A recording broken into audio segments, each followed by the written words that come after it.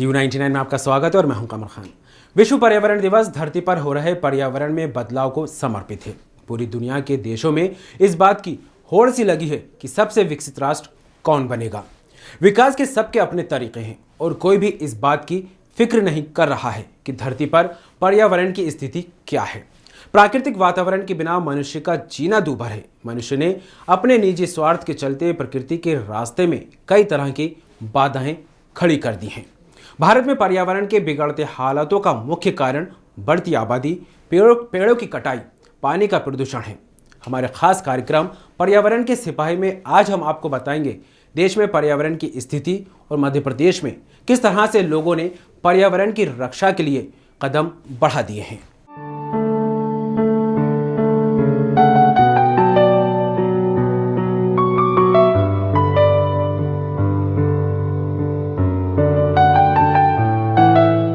ऐसा माना जा रहा है कि देश की आबादी साल 2016 तक 1.5 अरब तक पहुंच जाएगी और इसका सीधा असर प्राकृतिक संसाधनों पर पड़ेगा। जनसंख्या वृद्धि और आर्थिक विकास प्रकृति के ह्रास का प्रमुख कारण है और इन समस्याओं से निपटने के लिए जरूरी है व्यक्तिगत और सामूहिक प्रयासों की। इस तरह के प्रयास शुरू भी हो चुके हैं।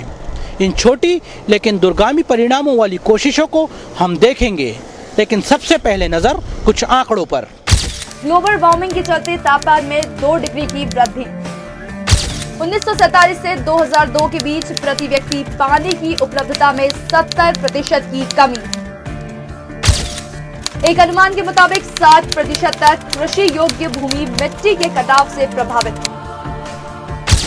देश का वन क्षेत्र 18.34, मध्य प्रदेश की 20% भागीदारी। तापमान में 3 डिग्री की बढ़ोतरी से फसल उत्पादन में 15 से 20% की कमी। वाहनों से निकलने वाले धुएं से 33% वायु प्रदूषण। बेंगलोर जैसे शहरों में 50% बच्चे अस्थमा जैसे रोगों से पीड़ित। 18वीं, 19वीं और 20वीं शताब्दी में सूखे के कारण लाखों लोगों की मौत। वृक्षारोपण, जल संरक्षण, प्राकृतिक विकास के नारों के साथ सरकार द्वारा तमाम तरह के प्रयास किए गए, लेकिन इन प्रयासों में सिर्फ सरकारी धन का व्यय हुआ और धरातल पर ये कोशिशें दम तोड़ती नजर आ रही हैं।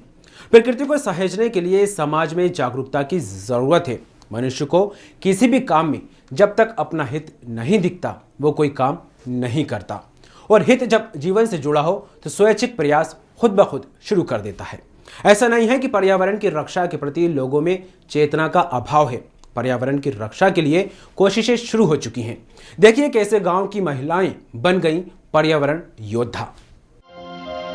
संसद में भले ही महिला आरक्षण बिल पास नहीं हुआ हो, राजनीतिक पार्टियां महिलाओं को अधिकार देने की बात पर चिल्लपू मचाती हों और ये वादे कोरे वादे ही रह जाते हों, लेकिन शाहजहांपुर की महिलाओं ने पर्यावरण की रक्षा करने में कोई कसर नहीं छोड़ी है। उन्होंने साबित कर दिया है कि एक पुरुष प्रधान समाज में वे भी किसी से कम नहीं है। 150 हेक्टेयर का जंगल आबाद करने के लिए उन्हें न तो संसद के आरक्षण बिल की जरूरत पड़ी और न ही बात बात पर मूंछों पर ताव देने वाले पुरुषों की। खास बात यह है कि इनसे कोई भी महिला 8वीं कक्षा से ज्यादा नहीं पढ़ी है। साल 2000 तक सूखा दिखाई देने वाला ये जंगल आज हरा भरा दिखाई देता है। राजस्थान की सीमा से लगा मध्य प्रदेश के शाहजहांपुर जिले का गांव आंबा बरदोद। इस छोटे से गांव में हरियाली की बड़ी सी चादर ओढ़ने का काम किया है गांव की इन पर्यावरण सैनिक महिलाओं ने। कभी घर की 4 दीवारी में कैद होने वाली इन महिलाओं ने घर से बाहर कदम रखा तो गांव की तकदीर और तस्वीर दोनों बदल गई। साल 2000 में जब सूखे की स्थिति निर्मित हुई और भारी जल संकट का सामना हुआ, महिलाओं ने ठान लिया कि अब वे इस गांव में कभी जंगल को तबाह नहीं होने देंगी, क्योंकि उन्होंने सुना था कि जहां जंगल है वहां पानी है। लेकिन शुरुआत आसान नहीं थी। गांव के मर्दों को बर्दाश्त कैसे होता कि महिला बाहर निकले। इन महिलाओं का स्कूली किताबों का ज्ञान भले ही थोड़ा है, लेकिन हौसला हिमालय से कम नहीं। बुजुर्ग लोगों ने बताया कि जहाँ पेड़ पौधे होते हैं वहाँ पे पानी होता है, वहाँ फल फ्रूट मिलते हैं बच्चे को। तो फिर हमने सोचा कि अपनों को कैसा क्या करना चाहिए। तो फिर हमने सोचा कि अपन मीटिंग करें सब मिलकर गांव में। तो फिर हमने ऐसे मीटिंग की गांव में। हमारे कोई ऐसे लोग आए, मर्दों ने हमको नहीं मीटिंग करना चाहता हूँ, बहन बेटी को पूछा हमने पहले कि बहन बेटी को से बातचीत करें। तो फिर उन्होंने समझाया मर्द को। आमतौर पर पर्दे की ओट में रहने वाली महिलाओं ने जंगल को बचाने और सहेजने का जो काम किया है वो तस्वीरें खुद बयान कर रही है। पुरुष प्रधान समाज में अपनी एक अलग पहचान बनाकर इन महिलाओं ने साबित कर दिया है कि वो किसी से कम नहीं। महिलाओं की पहल रंग लाने लगी। ग्राम उत्थान समिति का गठन किया गया, नियम कायदे बनाए गए, गांव में कुल्हाड़ बंदी लागू की गई, हरियाली काटने वालों को सजा देना तय किया गया, जंगल की सुरक्षा के लिए चौकीदार रखा गया। दंड से मिलने वाली राशि का इस्तेमाल पौधे खरीदकर गांव में लगाने और जंगल के चौकीदार की तनख्वाह के लिए होता है। मर्द भी हरियाली अभियान में शामिल होने लगे। पहले छोटा फायदा हुआ और अब बढ़ता ही चला गया। महिलाएं घर में खाना बनाने के लिए चूल्हे की जगह बायोगैस का इस्तेमाल करती हैं। लकड़ी की बचत भी और पर्यावरण की सुरक्षा भी।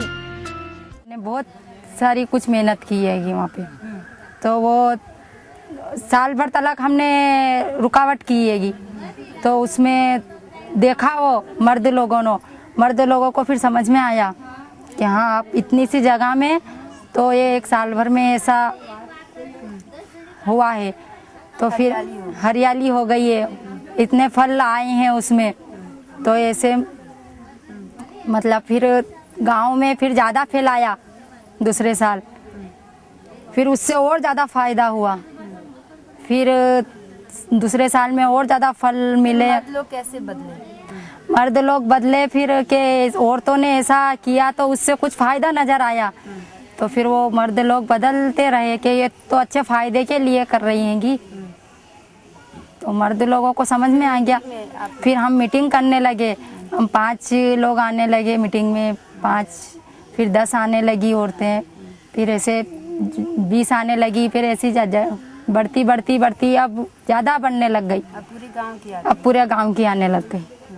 नियम बनाया है कि कोई ये कुल्हाड़ी नहीं चलाएगा, कोई फल फ्रूट कुछ भी झाड़ वाड़ कुछ भी नहीं काटेगा, पेड़ पौधे कुछ भी नहीं काटेगा। अगर कोई काटेगा तो उसके ऊपर हम दंड लगाएंगे, आरोप लगाएंगे। कितना दंड लगाएंगे? 500 रुपये, 1000 रुपये, जितना भी है। गांव में कुल्हाड़ बंदी लागू होने के बाद गांव की हालत बदलने लगी। 8 सालों की मेहनत का नतीजा निकला। पहले पीने का पानी लेने 4 किलोमीटर जाना पड़ता था और अब गांव के कुएं और हैंडपंप भर गए हैं। जल स्तर 300 फीट से घटकर 100 फीट पर आ गया। पहले सिर्फ सोयाबीन की फसल मिलती थी, अब गेहूं और चने की पैदावार भी होने लगी।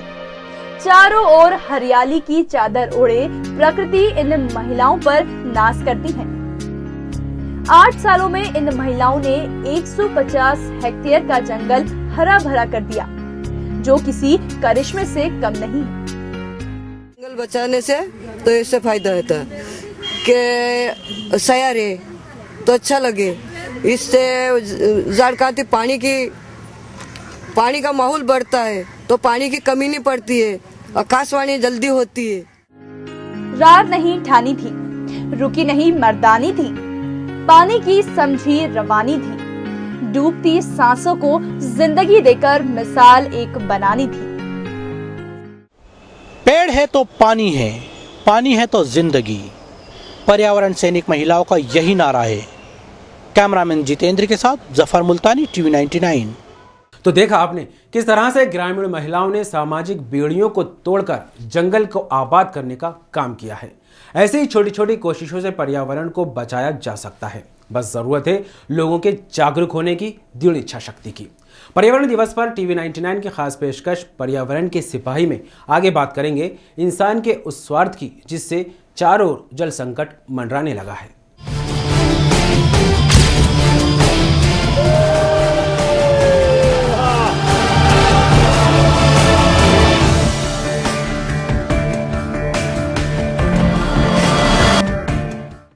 मध्य प्रदेश की करीब आधी आबादी को पीने का पानी ठीक से नसीब नहीं हो पाता है। पिछले 3 सालों में पानी को लेकर हुए झगड़ों में मध्य प्रदेश में लगभग 3 दर्जन से ज्यादा मौतें हो गईं। जल संकट की भयावह तस्वीरें एक बार फिर सामने हैं।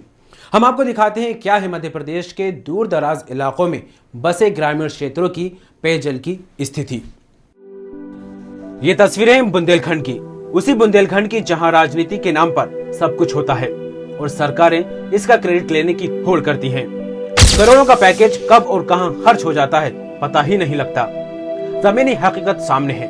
पीने का पानी लेने के लिए कई किलोमीटर का सफर तय करना पड़ता है। इन दुर्गम पहाड़ों से ऊंचाई पर बसे गांव में पानी पहुंचाने के लिए सरकार यहां नहीं पहुंची। अगर पहुंचती तो शायद ये हाल नहीं होता। बूंद बूंद से घड़ा भरने की कहावत अभी तक सुनते थे, लेकिन अब दिखाई दे रही है। इन बूंदों को इकट्ठा कर पीने के पानी का इंतजाम हो जाता है।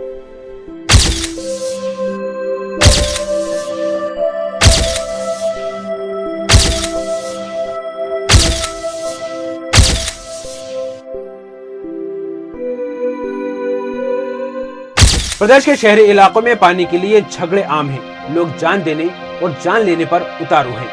3 सालों में 3 दर्जन से ज्यादा लोग पानी की भेंट चढ़ गए और इन ग्रामीण इलाकों में पानी ही नहीं है तो झगड़े का झगड़ा भी नहीं।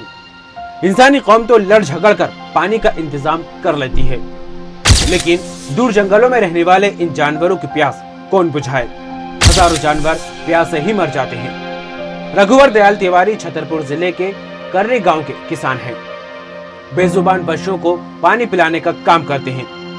इस बियाबान जंगल में इन चौपायों के लिए पानी नहीं।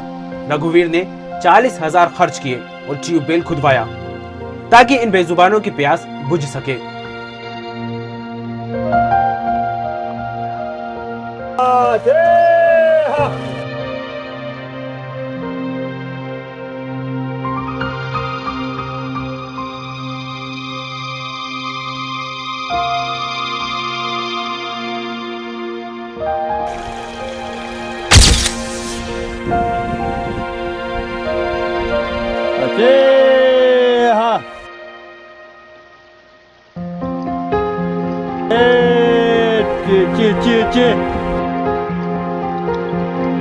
जमीन के अंदर से पानी के अतिदोहन का नतीजा यह है कि पानी भी यहाँ पुलिस के साये में बढ़ता है। सरकारी योजनाओं के मकान लेने के लिए लॉटरी तो सुनी थी, लेकिन बुंदेलखंड में पीने का पानी पहले किसे मिलेगा इसका ड्रा निकाला जा रहा है। चिट्ठी खुल गई तो किस्मत चमक गई और गला हो जाएगा तर। इसे ग्लोबल वार्मिंग का असर कहें या फिर इंसान की खुद की करतूत, आए दिन जल संकट बढ़ता ही जा रहा है, लेकिन इसका हल भी इंसान को ही निकालना होगा। इसके लिए जरूरत है सभी के जागरूक होने की, ताकि पानी की किल्लत से निपटा जा सके। और अगर कल बचाना है तो जल बचाना ही होगा। बुलेट में फिलहाल यहाँ वक्त है छोटे से ब्रेक का। ब्रेक के बाद पर्यावरण सिपाही में आगे बात करेंगे पानी के संरक्षण की और बताएंगे किस तरह बुलंद हौसलों के चलते पहाड़ों की चोटियों पर पानी को किया जा रहा है संरक्षित। आप देखते रहिए टीवी 99।